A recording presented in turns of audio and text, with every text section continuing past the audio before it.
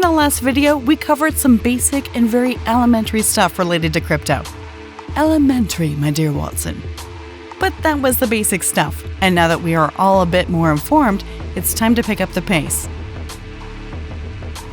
Because behind the complex world of crypto, there are a ton of things working to enable it to stand strong and perform the way it does. Otherwise, it would have already collapsed. After all, it is a common narrative that crypto is nothing more than a sham. The bubble is going to burst any day now. Crypto won't survive. Your investment is going to drown. Blah, blah, blah, blah, blah. Seriously, some people. Crypto is known for being a highly secure and well-protected digital currency, but it is also a virtual accounting system that is using encryption algorithms for the generation of more cryptocurrency. They exist only electronically. The only medium to cash it out is through crypto exchanges or via peer-to-peer transactions. Having no physical form, crypto is still viewed as a liability and seldom used for payment in the real world. Most of the time, it is held onto as an investment, where the holders hope for the value of the coin to go up so they can sell it for a higher profit. The generation of Bitcoin is still a process shrouded in mystery, as even the categorization of it is still a matter of controversy. Is it a store of value, an asset class, a type of currency, or a payment network? To make things simpler, it's just software. A set of protocols and processes, and the most successful attempt thus far in the creation of a digital currency using, you guessed it, cryptography. As the normal currency is kept in check, it is not as if banks are printing unlimited notes with no value at the back end that these notes denote, or are they? But still, similar to standard currency, Bitcoin too has measures to put in place to ensure value appreciation. It prevents fraud and makes sure there are safeguards that ensure no money business takes place. You can have a guy walk up to you and pay you with a fake $100 bill, but you can never have a guy come up to you and pay you with a fake Bitcoin. This is thanks to a ton of processes running at the core of Bitcoin, such as blockchain, mining, halving, keys, and wallets. Blockchain is the protocol on which Bitcoin runs. Bitcoin ran on the original blockchain, or simply put, a chain of blocks that verify transactions and engender trust in a network. Now, we have hundreds, even thousands of separate blockchains that are based on the same cryptographic technology. Each discrete block of information is chronologically arranged in the chain and offers a closed contract between any two parties for as long as the said parties participate and consent. This eliminates the need for any third, or rather, monitoring party. So no more banks. Oh, and do keep in mind that this blockchain is based on distributed ledger, the spreadsheet that's shared with everyone, and everyone has their own copy of it. Crypto blockchain is distributed and all records are publicly available.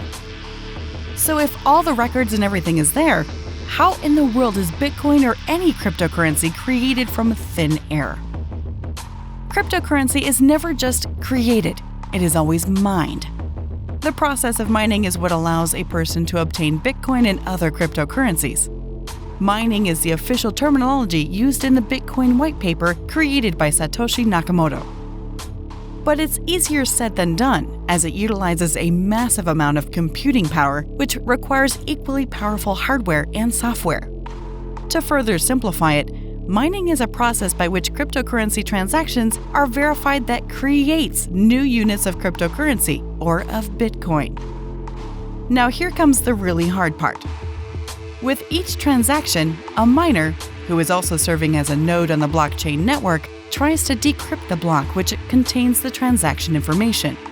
So the target here is to decrypt each new block created which contains the transaction information. So why decrypt the blocks? So many questions, so few answers. Decrypting the blocks not only authenticates the transactions, but also gives us info on who sent how many bitcoins to whom, including the date and the time of the transaction. Once a block is decrypted, it is accepted by all the nodes on the blockchain as authentic. Then the decrypted block is added to the blockchain. Again, why even decrypt? Because of rewards. If you decrypt a block, also known as mine, you will be rewarded some fraction of new units of the cryptocurrency. Now that we have that covered, it's time to move on to some more core concepts that run behind cryptocurrency. But first, here's another question. How does one validate transactions or even mine new tokens? Proof of work is the cryptographic technique of adding new blocks of the transaction to a cryptocurrency's blockchain. Basically, proof of work is a consensus mechanism that records and confirms crypto transactions. A miner must generate a target hash for a block to be confirmed, which must be less than or equal to that of the block. Using a proof of work, Bitcoin software adjusts the difficulty miners face in order to limit the network to a new 1 megabyte block of transactions every 10 minutes. This keeps the volume of transactions digestible and gives the network enough time to vet the new block and the ledger that precedes it. This way, everyone can reach a consensus about the status quo. The algorithm Bitcoin uses is called SHA-256, and it always generates hashes with 64 characters. Albeit quite powerful on its own, an alternative to proof of work was introduced in 2012 when a coin by the name of Peercoin was launched. It chooses transaction validators based on how many coins they've staked or locked up to the network. The best part? Proof of stake doesn't require as much computing power as proof of work. It is more scalable to process transactions much more quickly and has significantly lower fees. Mining is an extensive process. It is hardware and power intensive, but with proof of stake, stacking is done by stakers who can do the same job with much cheaper hardware. However, it is not as safe as proof of work, given that if a party holds large enough crypto holding, they have a sort of unfair power advantage. Since staking is power here, and they will have more than enough to spare, so both proof of stake and proof of work have their own pros and cons. But both of them are doing the same thing in just slightly different manner, which is serving as a consensus mechanism for processing transactions and creating new blocks in a blockchain, validating entries into a distributed database and keeping it secure. If that made sense to you, here's another brain teaser. Remember that word we kept using in proof work and proof of stake? Consensus. What does it have to do with crypto? Consensus is just as it sounds. It's a general agreement. It is a fault-tolerant mechanism used to arrive at a mutually agreeable decision in a distributed ledger. Both proof of work and proof of stake are consensus mechanisms. In essence, we know that blockchains are based on the distributed ledger, so there's no central governing authority sitting at the top. Thousands of participants are contributing towards the verification and authentication of transactions happening on a blockchain. In such a dynamic environment, the publicly shared ledgers require an effective and reliable security mechanism that's working in real time to make sure all transactions are real or genuine and all the participants agree on a consensus on the status of the ledger. There are various types of consensus mechanisms besides the two we have been talking about. Some of the most popular ones are proof of capacity, proof of activity, proof of burn, proof of time elapsed, and proof of history. How many more are to come? We can't say for sure. But what we can say for sure is that the newer ones keep becoming better at preserving energy and providing better security. Since we are already discussing difficult topics, might as well talk about smart contracts. Surely you must have heard the term.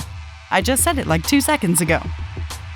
Smart contracts are also just contracts, but digital. So digital contracts, but contracts still. They are stored on the blockchain, and once certain predetermined conditions are met, they are automatically activated. Call them computer programs that execute by themselves once certain conditions are met. Their applications are limitless as they can safeguard a lot of agreements and financial transactions, rendering them traceable, transparent, and irreversible. These programs act as an intermediary and can enable the automation of tasks without any loss of time. Decentralized by nature, smart contracts are designed to execute business logic in response to certain events. As a contract is executed, it can cause money to be transferred or services to be delivered or unlock content protected by digital rights. It is especially useful in the management of digital rights and data manipulation. They enforce privacy protection by facilitating the selective release of privacy-protected data to meet a specific request.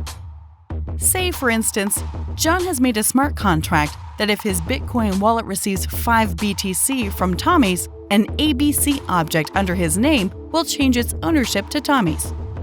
It could be an NFT, a piece of digital information, or in real-world use cases, it could even be property or even a vehicle.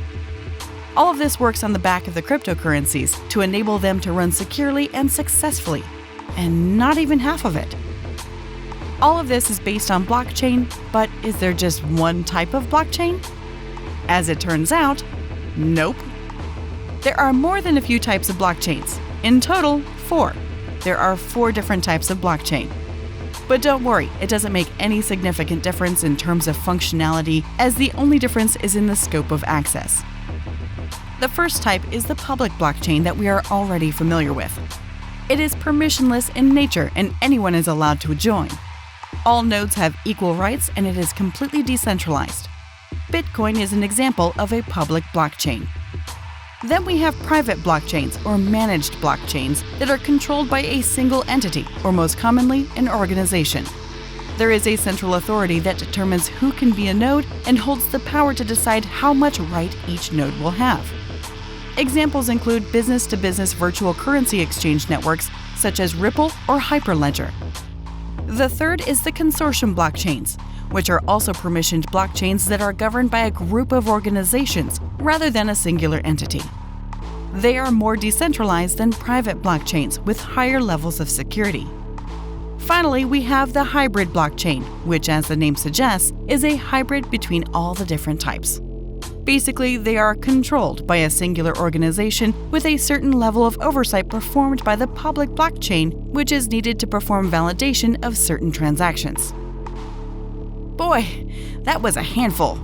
Although there is a lot more to cover, we'll leave the rest for another day and turn our attention to something more interesting.